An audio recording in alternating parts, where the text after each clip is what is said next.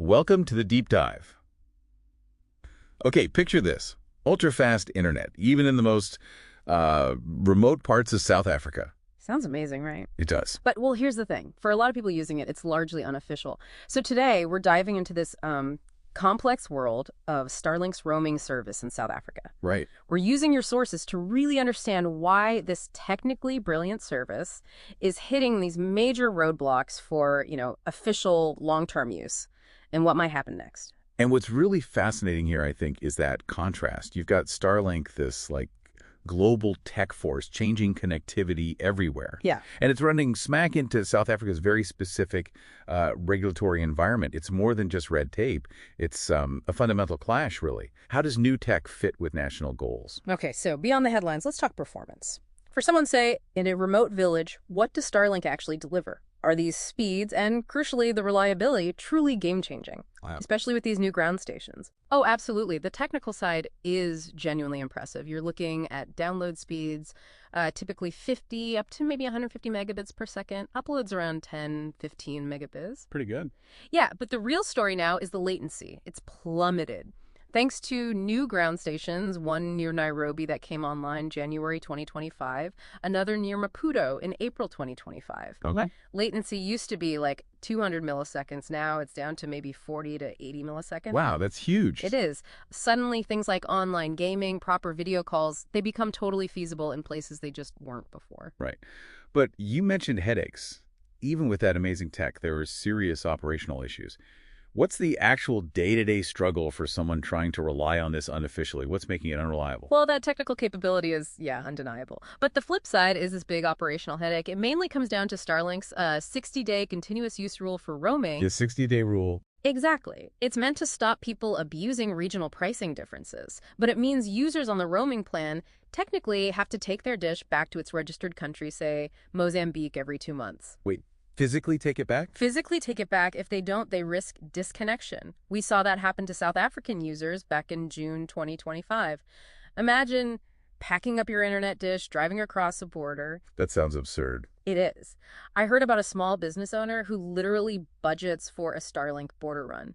It just highlights how badly a proper, official local service is needed. Okay, so that leads us straight to the regulations. It sounds like Starlink's hitting a major wall there. What's the heart of this regulatory labyrinth in South Africa? Yeah, the core issue is South Africa's broad-based Black economic empowerment policy, BBEE, specifically the requirement for 30% ownership by historically disadvantaged individuals, or HDIs. Right, the 30% equity rule. And Elon Musk, well, he's been quite public about not wanting to give up equity in Starlink. But Starlink has made a pretty substantial offer, haven't they?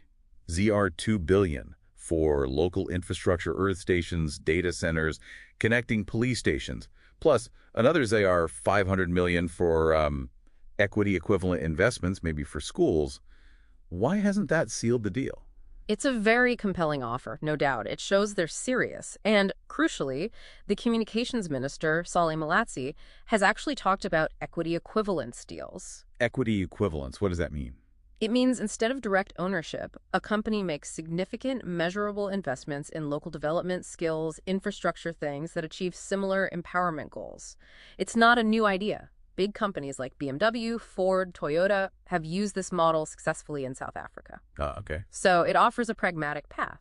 Starlink could potentially get official status without giving up direct equity, bridging that gap between global business models and local empowerment needs. So if direct ownership is the sticking point, what about the future? Could new tech bypass these issues altogether? Well, that's the really interesting part. Starlink's next generation, Gen 3 satellites, expected around 2026, promise a massive jump in capacity, like over a terabit per second download. Huge! Wow. But the real potential game changer might be direct to cell. This service is starting to roll out data and IoT connectivity this year, 2025. Direct to cell. How's that work? It lets existing LTE phones connect directly to Starlink satellites. Think of the satellites acting like cell phone towers in space. So no dish needed. Potentially, yes. Yeah. No dish, and maybe it bypasses that need for the kit to phone home to its registered country. Okay, connecting the dots here. Yeah. This isn't just about getting faster Netflix speeds in cities, is it? This sounds like it could fundamentally change things for underserved areas. Exactly. Direct to cell could be a whole new entry point for Starlink in South Africa. maybe through partnerships with existing mobile operators here. And that model might just sidestep the whole BBBE ownership debate tied to the traditional dish service. It could make basic connectivity much more accessible, especially in rural areas. Remember, in 2023, only about 1.7% of rural households had internet access. This tech could be a path to real digital inclusion. So considering all this, the tech potential, the regulatory hurdles, the possible workarounds, what happens if Starlink doesn't get official approval soon? What are the stakes? Well, South Africa risks getting left behind, frankly. There's a global satellite internet race happening. Amazon's Project Kuiper, Chinese ILEO networks, they're all looking at Africa. If Starlink is stuck, competitors might just fill that gap. Right. So ultimately, the Starlink story in South Africa, it's this powerful tech caught in very complex local regulations. How this resolves will really shape digital access for millions. Absolutely. It's a critical moment. So what prevails? Is it the urgent need for digital inclusion for so many South Africans currently left out, or is it sticking strictly to the current regulatory rules? And maybe the more interesting question, how will technologies like direct-to-cell force everyone to rethink those rules anyway? It's this fascinating mix of technology, policy, and just basic human need.